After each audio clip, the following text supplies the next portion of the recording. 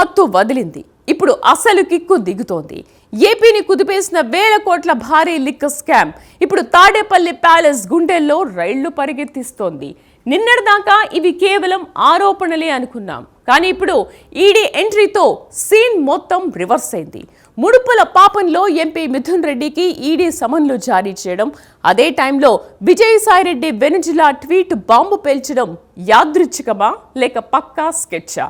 సాయిరెడ్డి సంధించిన అస్త్రం లిక్కర్ డాన్లు గుట్టురట్టు చేయబోతోందా?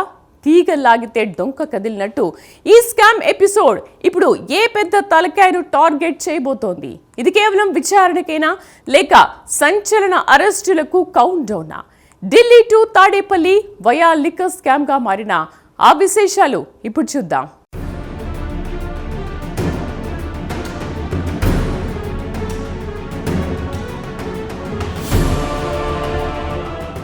రాజకీయ నాయకుల మాటలకు అర్థాలే వేరులే అని సినిమాల్లో వింటుంటాం.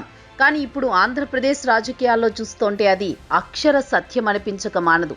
పైకి కనిపించే పరిణామాలు తెర వెనుక జరుగుతున్న అసలు తంతు వేరు అనే సందేహాలు బలపడుతున్నాయి. ప్రస్తుతం ఏపీ రాజకీయాల్లో వినిపిస్తున్న ఏకైక చర్చ మద్యం కుంభకోణం. వైసీపీ పార్లమెంటరీ పార్టీ నేత చిత్తూరు రాజకీయాల్లో కీలక చక్రం తిప్పిన పెద్దిరెడ్డి రామచంద్రారెడ్డి తనయుడు మిథున్ రెడ్డికి ఎన్ఫోర్స్మెంట్ డైరెక్టరేట్ సమన్లు జారీ చేయడం ఇప్పుడు హాట్ టాపిక్. పైకి చూస్తే ఇది దర్యాప్తు సంస్థల రొటీన్ ప్రక్రియే కదా, ఆయన ఇప్పటికే బెయిల్ మీద ఉన్నారు కదా, ఇందులో కొత్తేముంది అనిపించవచ్చు. కానీ తీగలాగితే డొంక కదిలినట్లు ఈ ఒక్క నోటీసు వెనుక రాబోయే భారీ రాజకీయ ప్రళయానికి సంకేతాలు కనిపిస్తున్నాయి.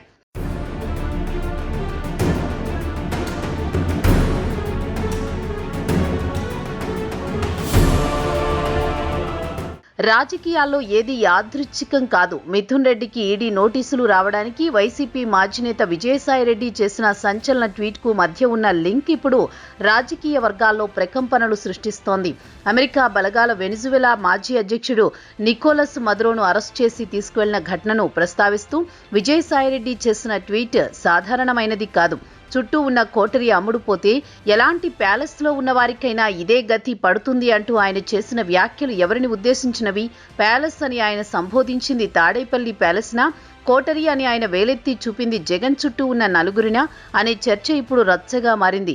ఒకప్పుడు జగన్ కు నీడలా ఉన్న సాయిరెడ్డి ఇప్పుడు ఇలాంటి వ్యాఖ్యలు చేయడం చూస్తుంటే ఆయన రాబోయే ప్రమాదాన్ని ముందే పసిగట్టారా లేక తానే స్వయంగా ఓ విజిల్ బ్లోయర్ అవతారం ఎత్తి వ్యవస్థలకు ఉపకరిస్తున్నారా అన్నది కీలకంగా మారింది.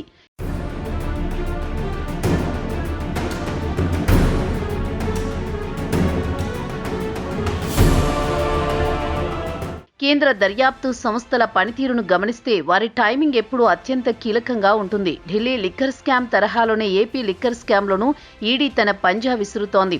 ఇందులో భాగంగా ఎంచుకున్న తేదీలు ఆసక్తికరంగా ఉన్నాయి.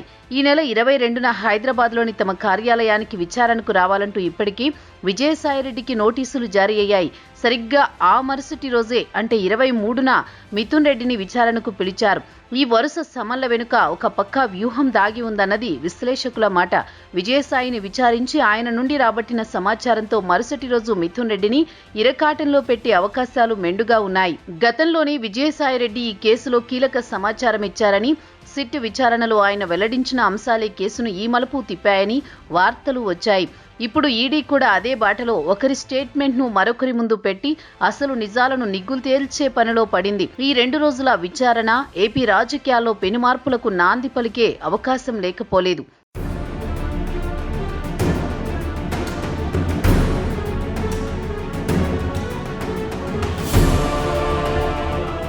లిక్కర్ స్కామ్ అనేది సాదాసీదా కుంభకోణం కాదు. ప్రజల ఆరోగ్యాన్ని పణంగా పెట్టి ఖజానాకు గండికొట్టి జేబులు నింపుకున్న భారీ దందా. ఈ మహా కుంభకోణంలో ఎవరి పాత్ర ఎంత? జగన్ మాజీ సలహాదారు రాజ్ కసిరెడ్డిని స్కామ్లో కింగ్ పిన్ గా భావిస్తున్నారు. అయితే ఆయన వెనుక ఉండి నడిపించిన శక్తులు మాత్రం రాజకీయ ఉద్దండులే. విధాన నిర్ణయాల నుంచి రహస్య ఆర్థిక లావాదేవీల వరకు విజయసాయి, మిథున్ రెడ్డిలు క్రియాశీలకంగా వ్యవహరించారని దర్యాప్తు సంస్థలు బలంగా నమ్ముతున్నాయి. అయితే ఇక్కడ అసలు ట్విస్ట్ ఏంటంటే ఈ కేసులో మిథున్ రెడ్డి గత ఏడాది జూలైలోనే అరెస్ట్ అయ్యారు.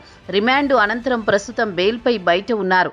బెయిల్ వచ్చింది కదా అని రిలాక్స్ అయ్యే పరిస్థితి ఇప్పుడు లేదు. ఎందుకంటే సిట్ విచారణ పరిధి వేరు, ఈడీ విచారణ పరిధి వేరు. ఈడీ ఎల్లప్పుడూ నల్లధనం మళ్లింపు కోణంలోనే చూస్తుంది.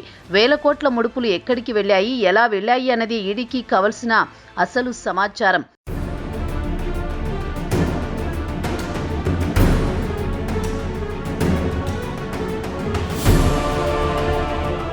మద్యం కుంభకోణంలో వసూలైన వేల కోట్లు గాలిలో కలిసిపోవు కదా, అవి ఎవరి జేబులోకి వెళ్ళాయి, ఆ సొమ్ముతో ఎక్కడ ఆస్తులు కొన్నారు, ఎన్నికల్లో ఎంత ఖర్చు చేశారు, విదేశాలకు హవాలా ద్వారా ఎంత తరలించారు, బంగారంగా ఎంత మారింది, ఈ ప్రశ్నలన్నింటికీ సమాధానాలు రాబట్టడమే ఇప్పుడు ఈడీ లక్ష్యం. ఈడీ వద్ద ఇప్పటికే అత్యంత కీలకమైన పక్కా ఆధారాలున్నట్లు తెలుస్తోంది. బిగ్ బాస్ ను త్వరలో విచారణకు పిలిపిస్తారని జరుగుతున్న ప్రచారం కూడా దీనికి బలం చేకూరుస్తోంది. విజయసాయిరెడ్డి ట్వీట్ వ్యవహారాన్ని మరికాస్త లోతుగా విశ్లేషించాల్సిన అవసరం ఉంది. చుట్టూ ఉన్న కోటరీ అమ్ముడుపోతే అని ఆయన అనడం వెనుక ఆవేదన ఉందా, లేక ఆక్రోశం ఉందా? గత ప్రభుత్వ హయాంలో మద్యం విధానం అమలులో తాను నేరుగా ఎప్పుడూ జోక్యం చేసుకోలేదని, అమ్మకాలతో తనకు సంబంధం లేదని గతంలో సిట్ ముందు విజయసాయి స్పష్టం చేశారు. అదే సమయంలో తాను దర్యాప్తునకు పూర్తిగా సహకరిస్తానని తేల్చి చెప్పారు. దీని అర్థమేంటి? తాను ఈ కేసు నుండి బయటపడ్డానికి జరిగిందంతా పూసగుచ్చినట్లు చెప్పేస్తున్నారా? ఢిల్లీ లిక్కర్ స్కామ్లో కొందరు అప్రూవర్లుగా మారిపోయినట్లు ఏపీ లిక్కర్ స్కామ్లో విజయసాయి కూడా అప్రూవర్గా మారుతున్నారా అనే అనుమానాలు రాజకీయ వర్గాల్లో బలంగా ఉన్నాయి. తాడేపల్లి పెద్దలను బెంబేలెత్తిస్తోన్న విషయం కూడా ఇదే.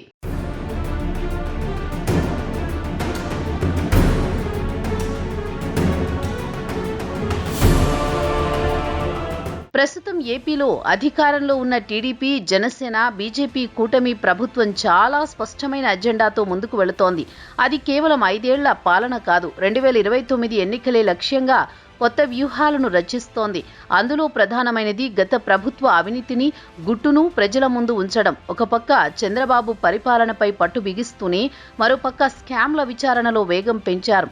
జగన్మోహన్ రెడ్డి జిల్లాల యాత్రలకు సిద్ధమవుతున్న తరుణంలో మిథున్ రెడ్డికి ఈడీ సమన్లివ్వడం జగన్కు పెద్ద షాక్. ఈ కేసుల ఉచ్చు బిగుస్తుండడం యాదృచ్ఛికం కాకపోవచ్చు, కానీ మిథున్ రెడ్డికి, విజయసాయికి అందిన సమన్లు రాబోయే రోజుల్లో అరెస్టుల పర్వం కొనసాగే అవకాశాలు మెండుగా ఉన్నాయి. అటు కూటమి ప్రభుత్వం స్పీడ్, ఇటు ఈడీ దూకుడు, ఇవన్నీ చూస్తుంటే వైసీపీకి రాబోయే కాలం మరింత గడ్డుగా ఉండబోతోందని అర్థమవుతోంది.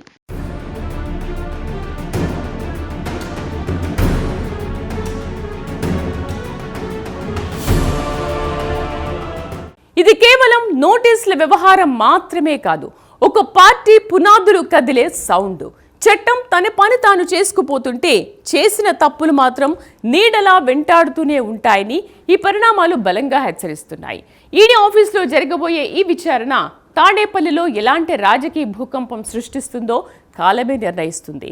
అమ్ముడు పోయే కోటరీ ఉంటే ప్యాలెస్ కూడా సేఫ్ కాదు అన్న సాయిరెడ్డి మాట నిజమైతే ఆ తదుపరి సీన్ ఎవరిది? Wait and see.